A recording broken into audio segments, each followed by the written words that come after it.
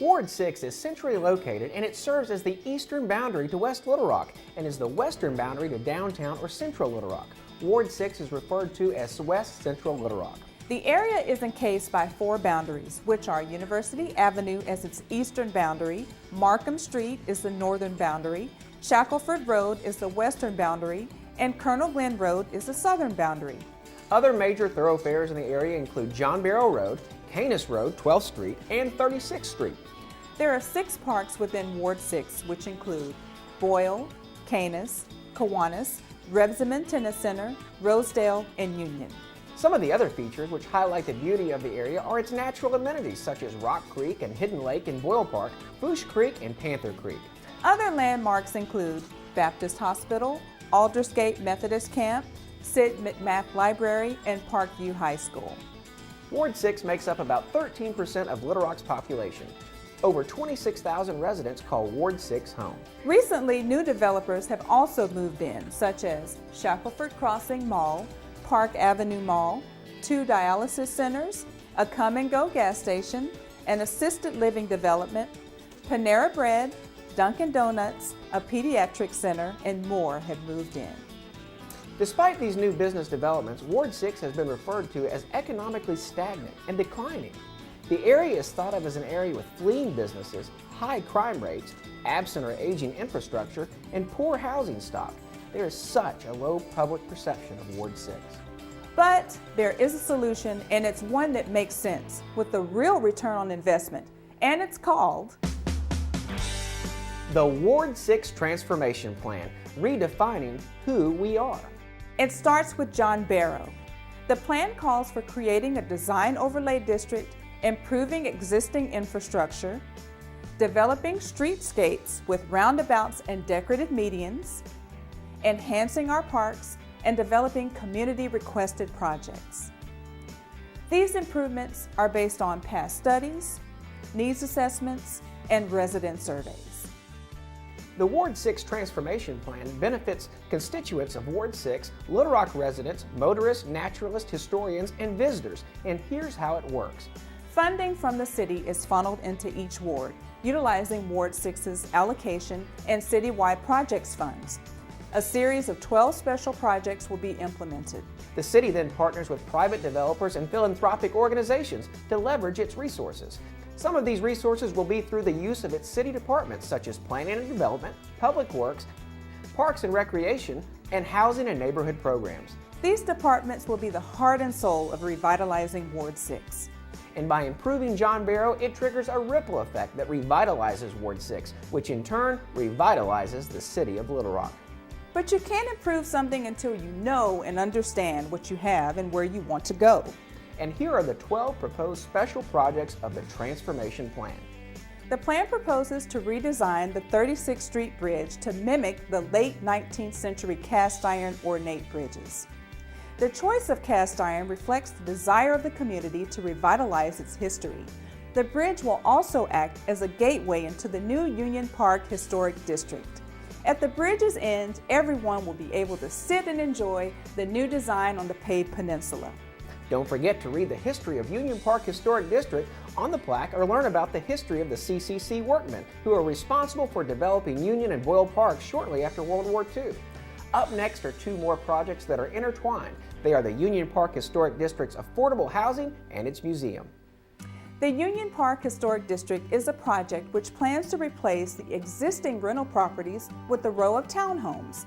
They are to be located on the corners of 36th and Potter Streets and 36th and Walker Streets. The townhomes will be cradled around Union Park. These new townhomes, coupled with the park as its centerpiece, will attract young families from different socioeconomic backgrounds, achieving our goal of a mixed-income community. As a part of this project, certain enhancements will be installed. This makes up our 4th project, 36th Street Union Park Enhancements. The project involves installing banner light poles that will honor the 52 churches which helped establish this historic district. The Union Parks Park Project.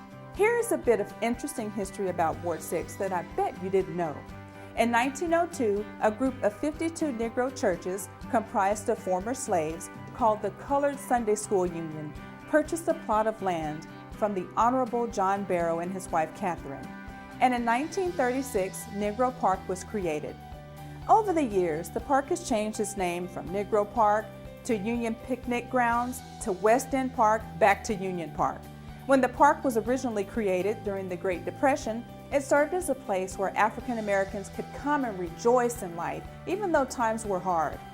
Just as the park served as a centerpiece or gathering place for community interaction in the past, it will be remarketed as such again, highlighting its historic value as well as establishing a distinctive image for the area. The park has historical significance, but so does what lies in the park. This brings us to our fifth project, Union Park Historic District Museum. Shortly after the park was developed, a cabin was built on the picnic grounds. This cabin was destroyed by fire, and all that remained was its foundation. The John Barrow Historical Society wants to take the remains and restore it to its original design and glory. The replica, in turn, will become the Union Park Historic District's museum. Area residents have pledged artifacts to go in the museum. In addition, many artifacts can be procured from other sources such as the Works Progress Administration and oral histories. The sixth project is the John Barrow Corridor. This project proposes establishing a Design Overlay District, or DOD, on John Barrow Road. It involves installing landscape medians in various locations on John Barrow. As more funds become available or developers come in, more medians will be installed. Other features involve establishing gateways on both the north end near Arvest Mortgage Operations Center and Baptist Hospital Administration Building, and south end near the soon-to-be constructed West Central Sports Complex. In addition to developing John Barrow as a DOD, the plan involves developing John Barrow into a medical hub, receiving spillage from Canis Road. The seventh project is the Magnum Opus Housing Development Project. Magnum Opus Park is a proposed housing development for seniors and persons with disabilities. The planned community will be made up of fourplexes, which will bring additional supportive housing to the area. Little Rock's first and only barrier-free living corridor will serve as the western gateway to I-430 and West Little Rock. The development will blend the two architectural designs of the existing Covenant Cove community and the proposed Union Park Historic District, bringing housing continuity among the three developments. Using the same cast iron benches of the proposed 36th Street Bridge, senior and disabled residents can stroll and ride in their wheelchairs throughout this walkable community. Others may sit under covered bus benches while waiting for CAT buses to take them to their destinations. This new barrier-free living corridor will aid seniors and people with disabilities in living an independent life. The 36th Street Roundabout brings us to the eighth project. The plan proposes redesigning the existing roundabout and upgrading the sidewalks and pedestrian crossings, making it safer and more appealing to pedestrians and motorists. Installing street trees and expanding the sidewalk on the 36th Street from Dover to Shackelford Road down to Shackelford Crossings Mall is part of its goal. The West Central Sports Complex is the ninth project. The land was donated to the city by the Rosedale Optimist Club, and it includes fields for baseball, soccer, and other field sports. The project proposes to expand on the existing offerings by including an indoor swimming pool, outdoor splash pads, playgrounds, and more.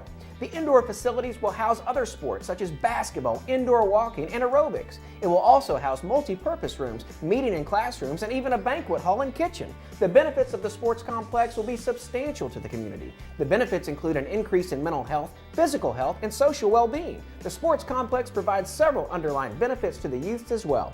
It provides a way to channel their energy and anger, a way to lessen or eliminate their frustration and boredom. And with that, this complex becomes one step closer to preventing them from falling into a life of non-beneficial, even illegal activities. The last three projects involve enhancing our parks: Canis Park, Rebsamen Tennis Center, and Boyle Park. The plan proposes redesigning the skate park at Canis Park and establishing a botanical garden there as well. The Rebsamen Tennis Center project involves beautifying the grounds, and the Boyle Park project involves establishing the park as an Audubon certified wildlife sanctuary, branding the park as an oasis in the middle of the city, opening up the horse riding trail, highlighting the fishing tournaments, and establishing a kite flying festival. The plan's goal is to create a better, safer, and more efficient Ward 6. The philosophy is by revitalizing the area, it mends its reputation, which attracts businesses, which progresses the infrastructure through design overlay district requirements, which further advances the aesthetics, which increases community pride, which impacts cleanup efforts, which encourages community watch programs, which assists with neighborhood policing, which lowers crime rates, which recovers public safety, which ultimately enhances the residents' quality of life. If executed, the transformation plan will change the negative stigma attached to the area and will improve the quality of life for the citizens within Ward 6. And maybe then they can begin to redefine who they are.